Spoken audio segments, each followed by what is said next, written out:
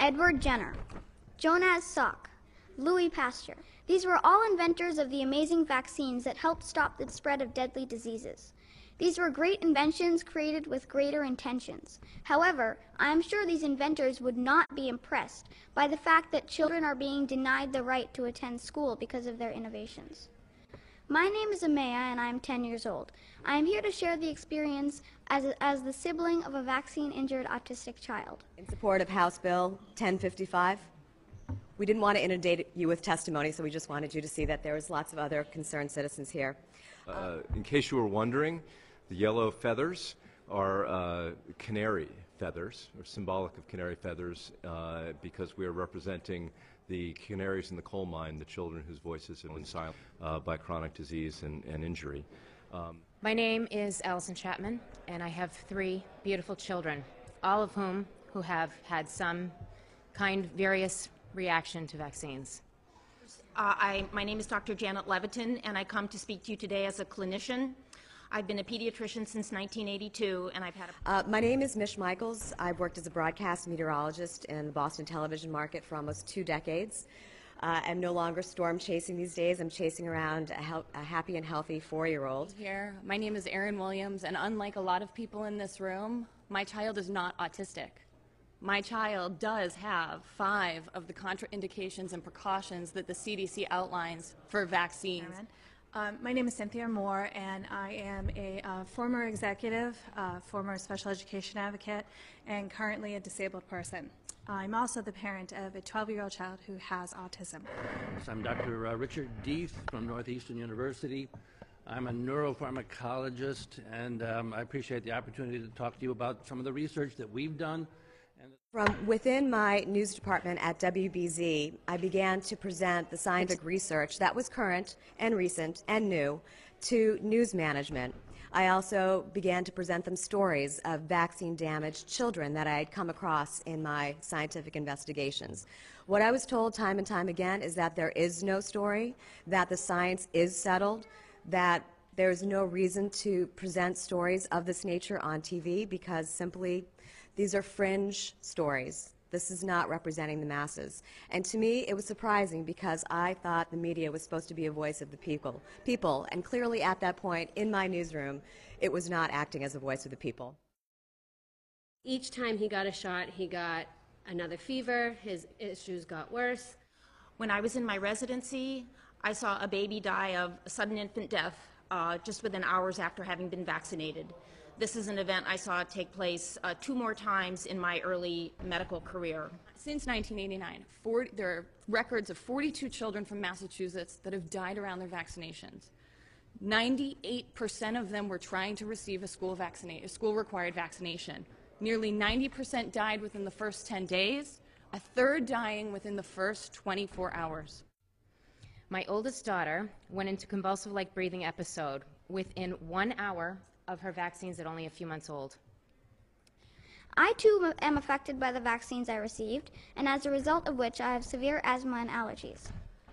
This year alone, 120 Massachusetts children have had severe reactions. 47 ER visits, 11 hospitalizations, 1 child spending 60 days in the hospital with life-threatening complications of cardiac arrest and cerebral hemorrhage. Fevers should have made me realize that vaccines are not right for everyone and that my kids clearly were in that category.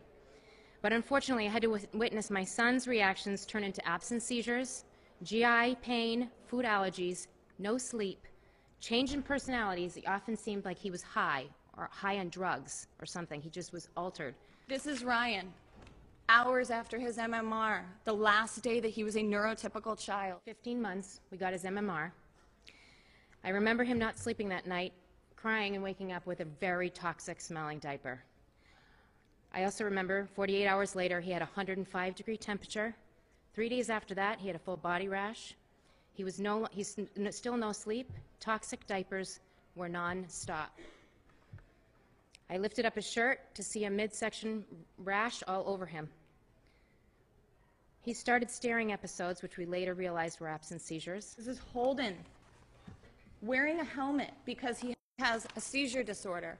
And to add insult to injury, one of his seizure meds made him worse. At 18 months, we discussed some of the changes, but his gross motor skills were still really good, so we gave him his 18-month shots. The next day, he stopped calling me Mommy. He stopped wanting to be in the same room with his father, and he stopped following his sister around. By 2, everything was gone. And this is Nicholas, Allison McNeil's son. Explosive diarrhea within hours of his 15-month vaccines. One thing he's able to tell me and his teachers every day: head hurts. Head hurts. Head hurts. Children's Hospital, please. Milk allergy. Milk proteins exist in DPT. The influenza and the H1N1 vaccines, as well as MMR, also have eggs in them. Food allergies affect 1 in 12 children. That's about 8% of the population. 30% of those 42 dead Massachusetts babies had a confirmed or probable food allergy, a 4-fold increase over the normal rate of food allergies. Because, again, the aluminum is a poison. It's incompatible with life. Children, formaldehyde, mercury, ethanol, aluminum, and phenol. And vaccines themselves have many of the substances that I'm allergic to, and unfortunately, my children also have food allergies as well. The food labeling laws do not apply to vaccines. Here, 12 studies published that show that children with autism have a decrease in their blood levels of the antioxidant. It's called glutathione. This is not. How would somebody end up with a problem with not enough antioxidant, and how could it lead to autism? Well, as it turns out, vaccines and the vaccination process, but also in particular the so-called adjuvants in vaccines that make them work better, things like aluminum, cause a decrease in antioxidant. That's how they make the vaccines work better, is by causing antioxidant effects at the sites of vaccination, and these end up being systemic results as well. 2011, there was a paper that was published in the PACE Environmental Law Review. It's in the booklets that have been presented to you. It states that the investigation showed that children who are compensated by the U.S. government, there are dozens of them that actually have autism who went through the vaccine court and are being compensated by our U.S. government.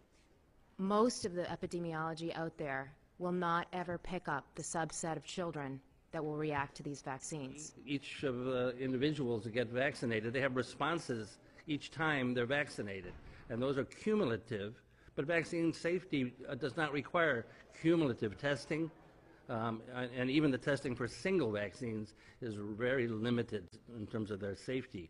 So vaccine, good concept. Is it ideally pursued right now? I don't think so, and I think there are limits that we have to understand and know about in order to have the right balance between their benefits and their risks. It is a vast and uncontrolled human experiment on a generation of children. We simply don't know the 26 doses of 9 different vaccines in the first year of life, whether that improves total health outcomes or not. Routine immunization has something to do with these chronic diseases that we are seeing in our children. Closing, if you only remember 2 things from my testimony, please remember this. Vermont is the healthiest state in the nation and has philosophical exemptions. In 2002, Texas passed philosophical exemptions and saw nearly all of their school-required vaccine coverage rates go up, an average of 4%, maximum of 9%. Massachusetts Supreme Court held that parents have the right to withhold unwanted medical treatment on behalf of their child. Better answers. I think every parent has the right, responsibility, and should have the authority to make health choices about their children. So I encourage the committee to endorse this bill and the legislature to pass the bill that will allow people to decline on vaccines or delay vaccines, not only due to their religious beliefs, but because of perhaps their ethical beliefs, their moral beliefs, their lifestyle, their philosophy, their conscience. It's a fundamental human right to control your own health in that regard. Medical procedures are never one size fits all, and parents must be given the rights to protect their own individual children's interests. No one else protects your children's interests but the parent. And all we are asking you to do as parents, as citizens, as representatives of injured children, is to allow parents to make a choice about medical procedures that are performed on their children in order that they may participate in the most fundamental right of citizenship, which is the school system. Thank you very much. That if the people don't have a voice, you must give them choice. Statement. In other countries, America has often been called the land of opportunities. Is it really an opportunity that children who have not been vaccinated cannot go to school? I believe every child has the right to attend school. If this is a free country, why don't the parents in America have the right to choose whether or not to vaccinate their children? Please help us pass Bill H-1055 so every child can attend school regardless of their vaccination status. Thank you.